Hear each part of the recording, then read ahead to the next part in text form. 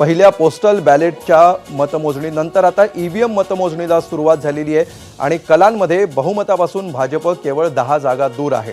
सध्याचे हे अगदी प्राथमिक कल आहेत, हे आपण स्पष्ट केलं पाहिजे। पोस्टल बॅलेटचे हे कल आहेत। ईव्हीएमच्या मतमोजणीला थोड्या वेळापूर्वीच सुरुवात झालेली आहे आणि पोस्टल मतमोजणीमध्ये आपचे अनेक मोठे चेहरे सध्या पिछाडीवर पडल्याचं चित्र आहे। आपचे जे एस्टॅब्लिश्ड चेहरे आहेत ते तर पिछाडीवर आहेतच, मात्र आपनी नव्याने उतरवलेले काहीतरी चमत्कार घडेल अशा अपेक्षेने उतरवलेले नवीन चेहरे सुद्धा सध्या पहिल्या कलांमध्ये पिछाडीवर पडल्याचं चित्र आहे। केजरीवाल, सिसोदिया आणि आतिशी हे 3 नेते सध्या पिछाडीवर पडलेले आहेत। तर सोमेश कोलगे आपल्या सोबत आहेत आणि त्याचबरोबर गणेश ठाकूर सुद्धा आपल्या सोबत आहेत। सोमेशकडे सुरुवातीला आपण जाऊया। सोमेश, आता जवळपास 44 जागांचे कल अगदी प्राथमिक आहेत, मात्र 44 जागांचे कल समोर येत आहेत। या क्षणी ईव्हीएम मतमोजणीला सुद्धा सुरुवात झाल्याचं दिसतंय। काय नेमकं घडू शकेल पुढच्या काही मिनिटांमध्ये, या क्षणाचे अपडेट्स आणि इथून पुढे मतमोजणीचा वेग काय सांगाल याविषयी? नक्कीच जसे ईव्हीएमची मतमोजणी सुरू होईल त्यानंतर साधारणपणे तासाभरात चित्र स्पष्ट होईल असं आपण नक्की म्हणू शकतो। महाराष्ट्र किंवा हरियाणा या राज्यांमध्ये थोडा जास्त वेळ लागतो, कारण अनेक मतदारसंघांमध्ये खूप मोठ्या संख्येने मतदार आहेत, परंतु दिल्लीमध्ये मात्र छोटे छोटे मतदारसंघ आहेत आणि मतदारांची संख्यासुद्धा कमी आहे। त्यामुळे एकूण मतदान जे झाले त्याची संख्या काही हजारांमध्ये असते आणि जेव्हा ईव्हीएमची मोजणी सुरू होईल त्यावेळी आपल्याला साधारणतः तासाभरामध्ये एक चित्र स्पष्ट होऊन जाईल की कोणतं सरकार दिल्लीमध्ये स्थापन होणार, कोणाचं सरकार येणार आहे। परंतु सध्याचे जे प्राथमिक कल आपल्याला दिसत आहेत त्यामध्ये पोस्टल बॅलेटमध्ये भाजपने आघाडी घेतली। याचा अर्थ एक स्पष्टपणे दिसतो, तो म्हणजे प्रत्यक्ष पोस्टल बॅलेटची जी एक किचकट व्यवस्था आहे ती व्यवस्था मतदाराला एकतर उपलब्ध करून द्यावी लागते किंवा मग त्या मतदाराने स्वतःहून ती करून घ्यावी लागते। खूप कमी मतदार असे असतात की जे स्वतःहून पोस्टल बॅलेटची व्यवस्था करून घेतात। बऱ्याचदा त्यांना पोस्टल बॅलेटची व्यवस्था उपलब्ध करून द्यावी लागते आणि ही उपलब्ध करून देण्यामध्ये कोणता पक्ष यशस्वी ठरला आहे तर ते आपल्याला पोस्टल बॅलेटच्या कलांवरून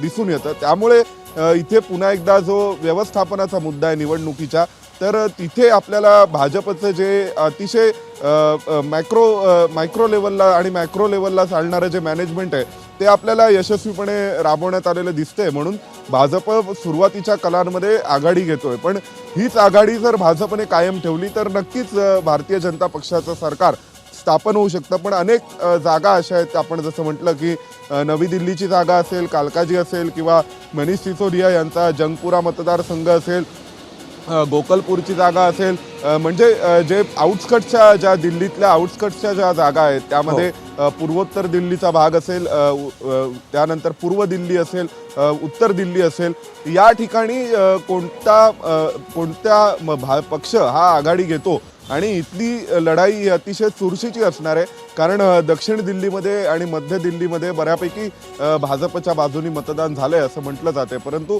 या ज्या दिल्लीच्या परिघावरचे जे मतदारसंघ आहेत त्या दिल्लीच्या परिघावरच्या मतदारसंघांमध्ये कोणाला जास्तीचा आकडा मिळतो त्यावरती हे निश्चित होईल की कोणाचं सरकार स्थापन होणार। आणि अजून ईव्हीएमची मतमोजणी होईपर्यंत थोडासा आपल्याला धीर धरला पाहिजे अंतिम निष्कर्ष काढण्यापूर्वी।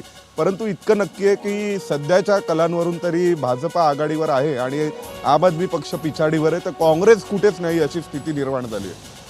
निश्चित या क्षणाचे अपडेट्स आपण देऊया। गणेशकडे जाण्यापूर्वी सध्या 53 ठिकाणचे कल आपल्या हाती आलेले आहेत आणि 34 ठिकाणी भाजपने आघाडी घेतलेली आहे। बहुमताच्या आकड्यापासून केवळ 2 अंक सध्या भाजप 2 जागांनी पिछाडीवर आहे। अर्थात 70 पैकी केवळ 53 जागांमधले हे लीड्स आहेत आणि 53 पैकीच 34 ठिकाणी भाजपनं सध्या आघाडी घेतल्याचं चित्र आहे। आता 33 आणि 18 असं हे चित्र झालेलं आहे। भाजपचे उमेदवार बहुतांश ठिकाणी सध्या आघाडीवर असल्याचं चित्र आहे, मात्र ही पोस्टल बॅलेटची सध्या मतदान आहे आणि त्यामुळे थोडी देर और ठहर जा असंच आपल्याला म्हणावं लागेल। पुढच्या 1 तासाभरामध्ये हाच ट्रेंड कायम राहतो की यामध्ये काही बदल होतो हे आपल्याला कळणार आहे, कारण मुख्य ईव्हीएम मतमोजणीला काही वेळापूर्वीच सुरुवात झालेली आहे। 8:30 वाजता या मतमोजणीला सुरुवात झालेली आहे। 8:35 आता होत आहेत। त्यामुळे हळूहळू EVMचे नेमके कल काय आहेत हे समोर यायला सुरुवात होईल. मात्र सध्या जे चित्र आपण स्क्रीनवर पाहतोय त्यानुसार भाजप 33 ठिकाणी, आपनी 18 ठिकाणी तर काँग्रेसनी 2 ठिकाणी आघाडी मिळवलेली आहे आणि एकूण 70 पैकी 53 जागांचे कल. आम आदमी पक्षाचे 3 महत्त्वाचे मोठे चेहरे पिछाडीवर. हे आत्तापर्यंतचे हायलाईट्स आहेत, आत्तापर्यंतच्या ठळक बातम्या, हेडलाईन्स ज्याला आपण म्हणतो त्या आहेत. विश्वासनगरमधून भाजपचे ओम प्रकाश शर्मा 1549 मतांनी आघाडीवर आहेत. काँग्रेसचे संदीप दीक्षित जो एक प्रमुख चेहरा होता तो सध्या पिछाडीवर आहे नवी दिल्लीमधून आणि याच ठिकाणाहून अरविंद केजरीवाल सुद्धा पिछाडीवर आहेत. भाजपच्या उमेदवारांनी या ठिकाणी आघाडी घेतल्याचं चित्र आहे आणि भाजप आता बहुमतापासून केवळ 3 जागा दूर आहे. गणेश ठाकूरकडे आपण जाऊया. गणेश, काही वेळापूर्वी जसं आपण म्हणत होतो की वोट शेअर किती प्रमाणात भाजप स्वतःकडे वळवू शकतो, कारण लोकसभेला आपण बघितलं तर अगदी 55% वोट शेअर भाजपने घेतलेला होता. मात्र हाच भाजप गेल्या विधानसभा निवडणुकीमध्ये 39% वोट शेअरसह आलेला दिसतो आणि त्यामुळे साधारण 8 ते 10% जरी वोट शेअर ट्रान्सफर करण्यात भाजपला यश आलं तरी सुद्धा चित्र बदलू शकतं. त्याच दिशेने हे सगळं जाताना दिसतंय. अगदी बरोबर. पण जसं तू म्हणालास की कुछ देर और ठहर जा, तर थोडेसे नंबर्स पुढे मागे होत आहेत. जी भाजप 34 पर्यंत आली होती बहुमताच्या आकड्यापासून 2 मॅजिक फिगरपासून 2 मागे होती.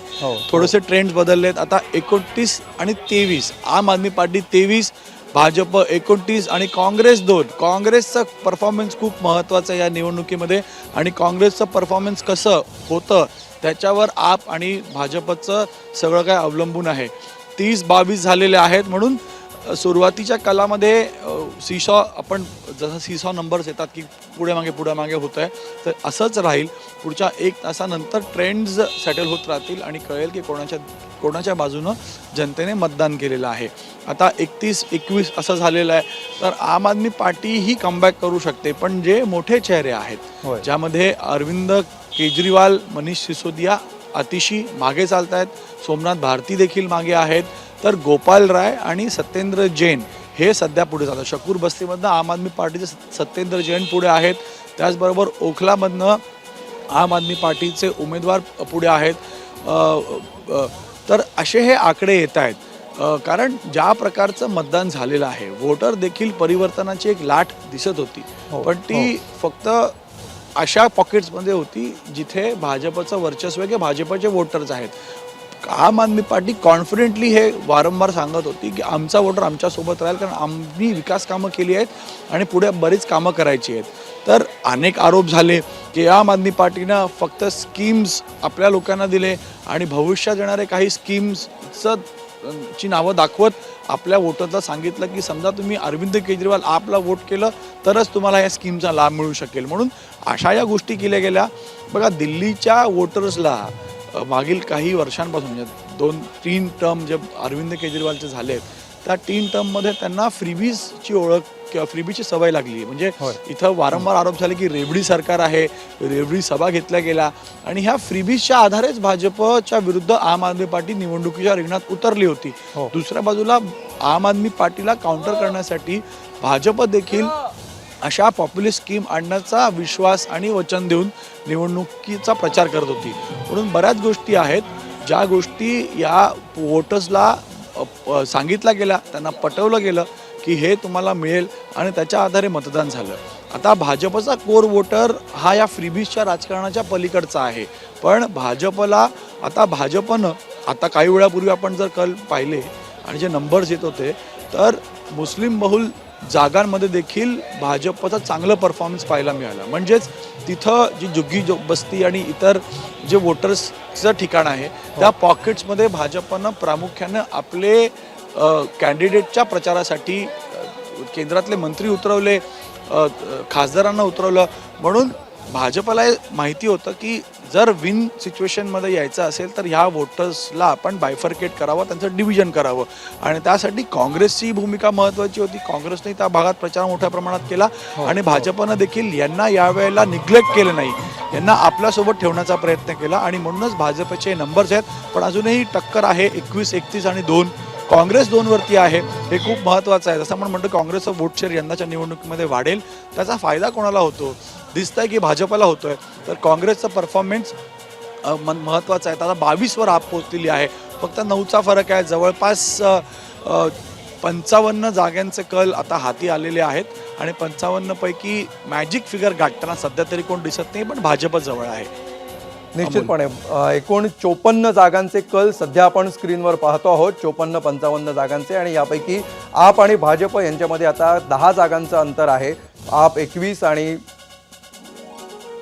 भाजप 31 असं चित्र सध्या आपल्याला बघायला मिळत आहे. पोस्टल मतमोजणीमध्ये आपचे अनेक मोठे चेहरे पिछाडीवर आहेत आणि सुरुवातीच्या कलांमध्ये आता मोठा फेरबदल झाल्याचं आपल्याला दिसतं आहे.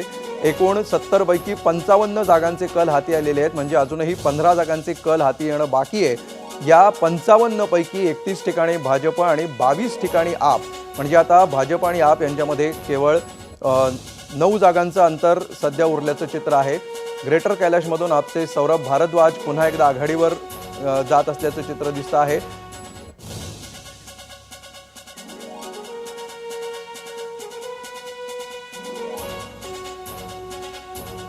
तर एकूण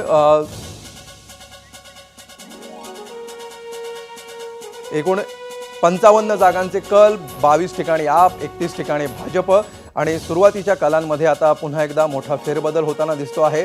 आपल्याबरोबर आपले दोन्ही रिपोर्टर्स आहेत, सोमेश आहे आणि गणेश सुद्धा आहेत. दोघांना बरोबर आपण ही चर्चा करत राहणारच आहोत आणि याविषयीचे अपडेट्स घेत राहणार आहोत. तुम्ही दोघंही आमच्याबरोबर असेच उपस्थित राहा. एबीपी माझा, उघडा डोळे बघा नीट.